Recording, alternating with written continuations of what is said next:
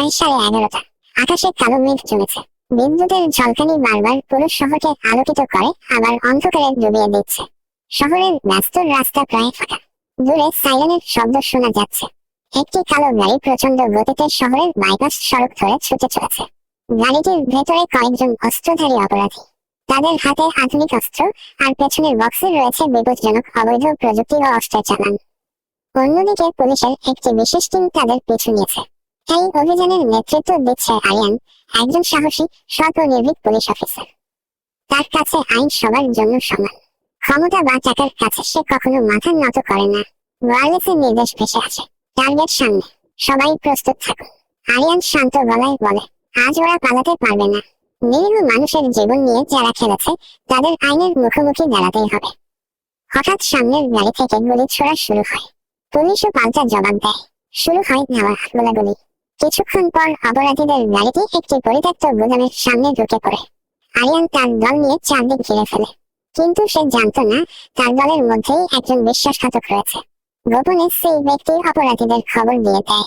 মুহূর্তের মধ্যে গুদামের ভেতরে বিস্ফোরণ ঘটে। আগুন চারদিকে ছড়িয়ে পড়ে। আরিয়ান ভেতরে আটকা পড়ে যায়। বিস্ফোরণের ঠিক আগে সে দেখতে পায় একজন মুখোশধারী অপরাধী দূর থেকে দাঁড়িয়ে আসছে। তারপর চারদিকে শুধু আগুন আর ধোঁয়া। 3 মাস পরে টেলিভিশনের সংবাদে ঘোষণা আসে, সাহসী পুলিশ অফিসার আরিয়ানকে মৃত ঘোষণা করা হয়েছে। শহরের মানুষ শোকাহত। আরিয়ানের বৃদ্ধ মা প্রতিদিন ছেলের ছবির সামনে বসে দোয়া করেন। তার ছোট বোন বিশ্বাস করে একদিন তার ভাই ফিরবে। কিন্তু কেউ জানে না, পাহাড়ের ভেতরে একটি গোপন গবেষণাগারে আরিয়ান জীবনের সঙ্গে লড়ছে। রহমান নামে এক বিজ্ঞানী তাকে বিস্ফোরণের ধ্বংসস্তূপ থেকে উদ্ধার করেছিলেন। তার শরীরের অনেক অংশ মারাত্মকভাবে ক্ষতিগ্রস্ত। রহমান বলেন, তাকে বাঁচানোর একটি মাত্র উপায় আছে। কিন্তু এই পরীক্ষাটি সফল হবে তার কোনো নিশ্চয়তা নেই। দলের সবাই নীরব হয়ে যায়। অবশেষে পরীক্ষাটি শুরু হয়। অত্যাধুনিক প্রযুক্তি, শক্তিশালী শক্তি উৎপাদক যন্ত্র এবং বহু ঘন্টার চেষ্টার পর আরিয়ানের হৃদস্পন্দন আবার ফিরে আসে। ধীরে ধীরে সে চোখ খোলে। সে কিছুই মনে করতে পারে না। শুধু একটি দৃশ্য বারবার তার চোখের সামনে ভেসে ওঠে। আগুনে জ্বলতে থাকা সেই গুদাম, আর দূরে দাঁড়িয়ে থাকা মুখোশধারী লোকটির হাসি। রহমান তাকে বলেন, তুমি শুধু বেঁচে ওঠোনি, তোমার শরীরে এমন পরিবর্তন এসেছে যা সাধারণ মানুষের মধ্যে নেই। কিন্তু মনে রেখো, এই শক্তি যদি ভুল পথে ব্যবহার করো, তাহলে সেটাই তোমার সবচেয়ে বড় দুর্বলতা হয়ে উঠবে। আরিয়ান ধীরে ধীরে হাঁটা শুরু করে। প্রথম দিনেই সে বুঝতে পারে তার শক্তি আগের চেয়ে অনেক বেশি। ভারী লোহার রড সহজেই তুলতে পারে। কয়েক সেকেন্ডে অনেক দূর দৌড়াতে পারে। তার প্রতিক্রিয়ার গতি অবিশ্বাস্য। কিন্তু প্রতিবার শক্তি ব্যবহার করার পর সে প্রচন্ড ক্লান্ত হয়ে পড়ে। সেই রাতেই সে আয়নার সামনে দাঁড়িয়ে নিজের দিকে তাকিয়ে ফিসফিস করে বলে, আমি কি এখনো সেই আগের আরিয়ান, নাকি নতুন কেউ? দূরে বজ্রপাত হয়। ক্যামেরা ধীরে ধীরে আকাশের দিকে উঠে যায়। ভোরের আলো ফুটতেই গোপন গবেষণাগারের জানালা দিয়ে সূর্যের আলো আরিয়ানের মুখে এসে পড়ল। আগের রাতের কথা মনে পড়তেই সে হঠাৎ উঠে বসে। তার শরীরে যেন নতুন এক শক্তি প্রবাহিত হচ্ছে। রহমান একটি বিশেষ কালো পোশাক এবং মুখোশ তার সামনে রেখে বললেন, এই পোশাক শুধু তোমার পরিচয় লুকাবে না, এটি তোমার শরীরকে অতিরিক্ত আঘাত থেকেও কিছুটা রক্ষা করবে। কিন্তু মনে রেখো, শক্তির চেয়েও বড় হলো বিবেক। আরিয়ান পোশাকটি হাতে নিয়ে কিছুক্ষণ চুপ করে রইল। তারপর বলল, যারা আমার জীবন ধ্বংস করেছে তাদের শাস্তি আমি দেব, কিন্তু প্রতিশোধের জন্য নয়, ন্যায় বিচারের জন্য। রহমান মৃদু হেসে বললেন, আজ থেকে তুমি শুধু আরিয়ান নও, মানুষের কাছে তুমি হবে পাওয়ার ম্যান। সেই রাতেই শহরের একটি বড় ব্যাংকে ডাকাতি হয়। মুখোশধারী 10-12 জন অস্ত্রধারী ডাকাত শতাধিক মানুষকে জিম্মি করে। পুলিশ চারদিক ঘিরে ফেললেও কেউ ভেতরে ঢুকতে সাহস পাচ্ছে না। একটি ছোট শিশু কান্না করে মাকে বলছে, মা, আমরা কি বাঁচবো? হঠাৎ ব্যাংকের ছাদের ওপর কালো পোশাক পরা একটি ছায়া এসে দাঁড়ায়। মুহূর্তের মধ্যে কাঁচ ভেঙে সে ভেতরে লাফ দেয়। ডাকাতদের নেতা চিৎকার করে ওঠে, তুই কে? শান্ত কণ্ঠে উত্তর আসে, যারা নিরীহ মানুষের ক্ষতি করে তাদের দুঃস্বপ্ন। শুরু হয় ভয়ঙ্কর লড়াই। একজন ডাকাত গুলি ছোড়ে, পাওয়ার ম্যান দ্রুত সরে যায়। আরেকজন হামলা করলে সে তাকে নিরস্ত্র করে ফেলে। কয়েক মিনিটের মধ্যেই সব জিম্মিকে নিরাপদে বের করে আনে। পুলিশ ভেতরে ঢুকে দেখে সব ডাকাত ধরা পড়েছে, কিন্তু রহস্যময় সেই মানুষটি ইতিমধ্যেই অদৃশ্য। পরদিন দেশের সব সংবাদ মাধ্যমে একটাই খবর, রহস্যময় নায়ক বাঁচাল শতাধিক মানুষের প্রাণ। মানুষ তাকে নাম দেয় পাওয়ার ম্যান। অন্যদিকে শহরের বাইরে একটি বিলাসবহুল প্রাসাদে বসে আছে অপরাধ জগতের সম্রাট তার সামনে বড় পর্দায় পাওয়ার ম্যানের ভিডিও চলছে। সে ধীরে ধীরে হেসে বলে, আমার শহরে নতুন নায়ক এসেছে, তাহলে তার জন্য নতুন কবরও তৈরি করতে হবে। তার ডান হাত রাশেদ জিজ্ঞেস করে, স্যার কি আদেশ? সম্রাট বলে, ওর পরিচয় বের করো, দরকার হলে পুরো শহর তছনছ করে দাও। এদিকে সাংবাদিক মেহরিন এই রহস্যময় নায়ককে নিয়ে অনুসন্ধান শুরু করে। সে বিশ্বাস করে পাওয়ার ম্যান কোনো অপরাধী নয়, সে মানুষের রক্ষক।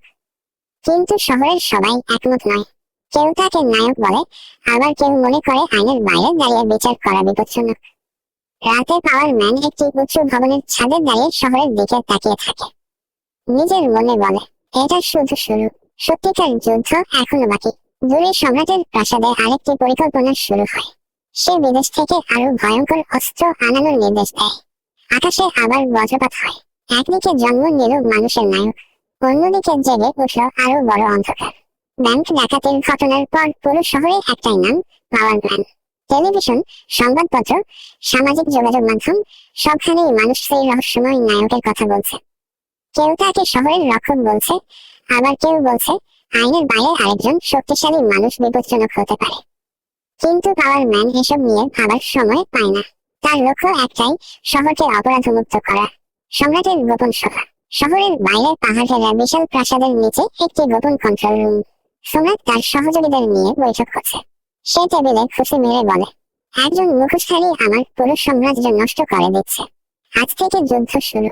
তার এক সহযোগী জানায়, স্যার কাল রাতে শহরের আন্তর্জাতিক বিজ্ঞান গবেষণা কেন্দ্র থেকে একটি শক্তিশালী এনার্জি কোর আনা হবে।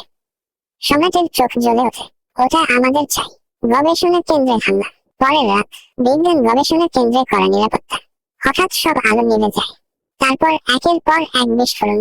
মুখোশধারী সন্ত্রাসীরা চারদিক দখল করে ফেলে। বিজ্ঞানীদের জিম্মি করা হয়। ঠিক তখনই ভবনের ছাদ ভেঙে নিচের নামে পাওয়ার ম্যান। সে বলে, আজ কেউ নিরীহ মানুষের ক্ষতি করতে পারবে না। শুরু হয় ভয়ঙ্কর লড়াই।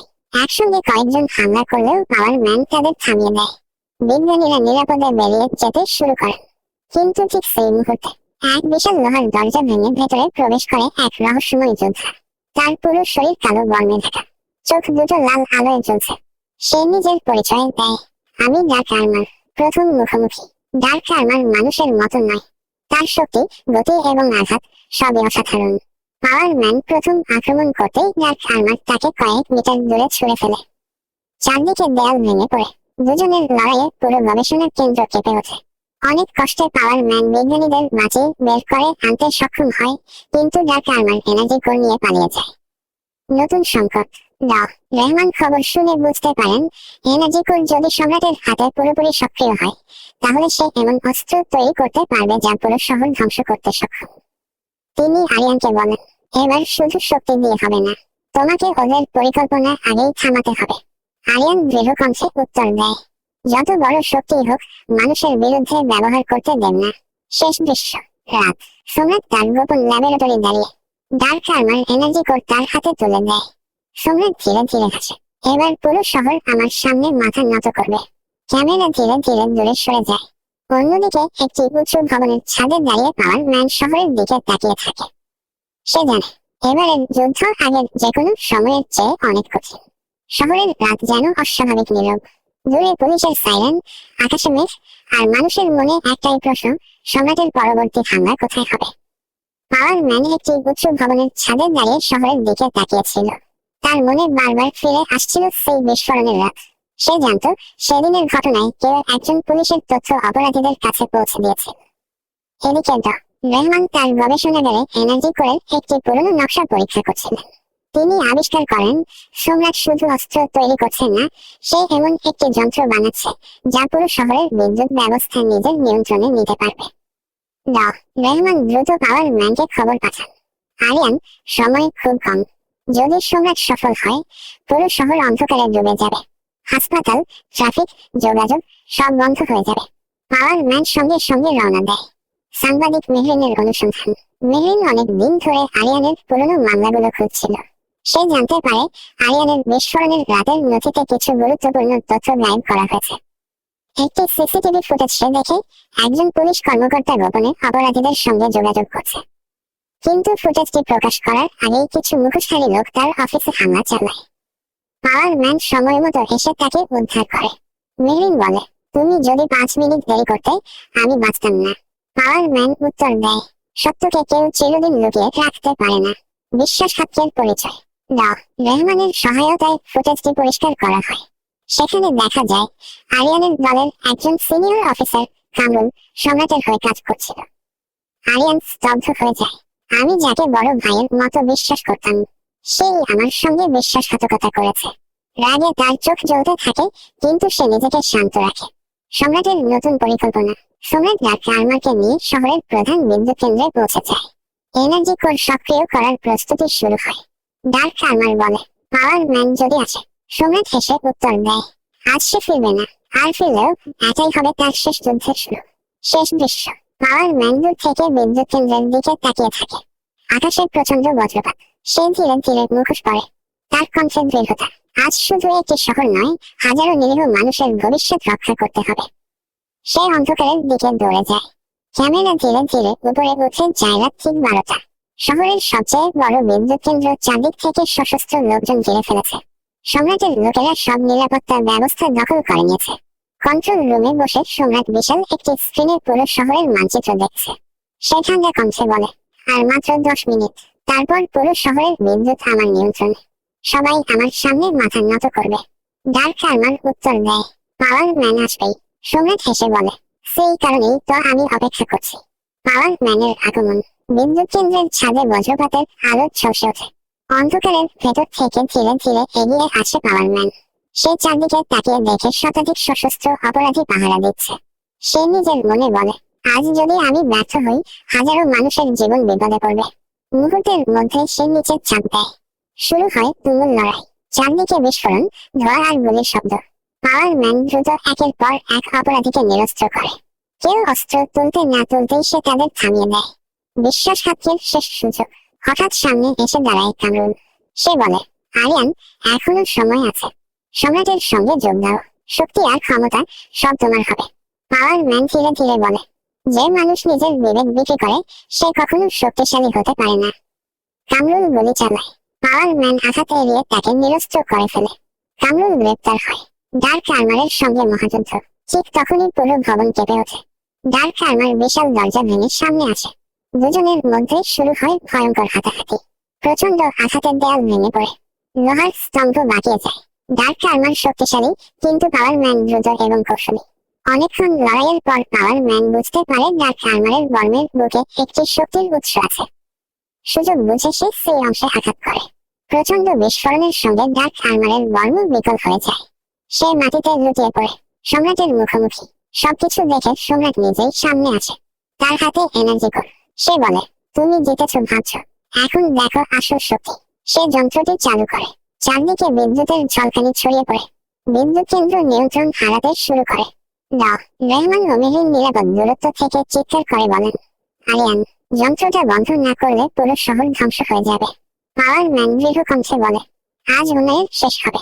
সে সম্রাটের দিকে এগিয়ে যায়। দুজনের মধ্যে শুরু হয় শেষ লড়াই। ঠিক সেই মুহূর্তে আকাশে প্রবল বজ্রপাত হয়, আর পুরো বিদ্যুৎ কেন্দ্র আলোয় ভরে যায়। বিদ্যুৎ কেন্দ্রের ভেতরে সাইরেন বেজে চলেছে। লাল সতর্কবার্তা জ্বলছে চারদিকে। সতর্কবার্তা, রিঅ্যাক্টর অস্থিতিশীল। 5 মিনিটের মধ্যে সম্পূর্ণ বিপর্যয়ের সম্ভাবনা। সম্রাট এনার্জি কোর হাতে নিয়ে হাসতে থাকে। দেখলে, পাওয়ার ম্যান, তুমি আমাকে হারালেও শহরকে বাঁচাতে পারবে না। পাওয়ার ম্যান দৃঢ় চোখে তার দিকে তাকিয়ে বলে, মানুষকে ভয় দেখিয়ে কেউ কখনো সত্যিকার শাসক হতে পারে না। শেষ লড়াই। সম্রাট তার বিশেষ সুরক্ষা বর্ম সক্রিয় করে। দুজনের মধ্যে শুরু হয় ভয়ঙ্কর হাতাহাতি। ফুসি, লাঠি, ধাক্কায় কন্ট্রোল রুমের কাজ ভেঙে যায়। লোহার পাইপ ছিটকে পড়ে। চারদিকে ধোঁয়া আর অ্যালার্মের শব্দ। অন্যদিকে রহমান অমিহীন বিদ্যুৎ কেন্দ্রের নিয়ন্ত্রণ ব্যবস্থা চালু রাখার চেষ্টা করছে। রহমান চিৎকার করে বলেন, আরিয়ান, এনার্জি কোর আলাদা করতে পারলে রিঅ্যাক্টর স্থিতিশীল হতে পারে। সম্রাট শেষ শক্তি দিয়ে পাওয়ার ম্যানকে আঘাত করে। আরিয়ান মাটিতে পড়ে যায়। সে মায়ের কথা মনে করে, ছোট বোনের হাসি মনে করে, আর সেসব মানুষকে মনে করে যাদের সে রক্ষা করার শপথ নিয়েছে। ধীরে ধীরে সে আবার উঠে দাঁড়ায়। আমি একা নই, আমার সঙ্গে আছে মানুষের বিশ্বাস, ন্যায়ের জয়। সুযোগ বুঝে পাওয়ার ম্যান সম্রাটের হাত থেকে এনার্জি কোর আলাদা করে দেয়। যন্ত্রটি বন্ধ হয়ে যায়। রিঅ্যাক্টর ধীরে ধীরে স্থির হতে শুরু করে। সম্রাট পালানোর চেষ্টা করলে পুলিশ তাকে ঘিরে ফেলে। সে গ্রেপ্তার হয়। কামরুলও আইনের মুখোমুখি হয়। নতুন সকাল। কয়েকদিন পরে শহর আবার স্বাভাবিক হয়ে যায়। সংবাদে বলা হয়, রহস্যময় নায়ক পাওয়ার ম্যানের সাহসিকতায় বড় বিপর্যয় থেকে রক্ষা পেল শহর। মানুষ রাস্তায় নেমে আনন্দ করে। শিশুরা মুখোশ পরে খেলতে খেলতে বলে, আমরাও অন্যায়ের বিরুদ্ধে দাঁড়াবো। মেরিন একটি প্রতিবেদন প্রকাশ করে, যেখানে সে লেখে, একজন নায়ক শুধু শক্তিশালী হলেই হয় না, তিনি মানুষের জন্য নিজের সবকিছু ত্যাগ করতে প্রস্তুত থাকেন। শেষ দৃশ্য। ভোরের সূর্য উঠছে। একটি উঁচু ভবনের ছাদে দাঁড়িয়ে আছে পাওয়ার ম্যান। রহমান এসে বলেন, শহর এখন নিরাপদ। পাওয়ার ম্যান শান্তভাবে উত্তর দেয়, যতদিন অন্যায় থাকবে ততদিন একজন না একজন দাঁড়িয়ে যাবে। নায়ক কোনো একজন মানুষ নয়, ন্যায়ের পক্ষে দাঁড়ানোর সাহসের নামই নায়ক। সে ধীরে ধীরে শহরের দিকে তাকায়। ক্যামেরা আকাশের দিকে উঠে যায়। পর্দায় লেখা ভেসে ওঠে, সমাপ্ত।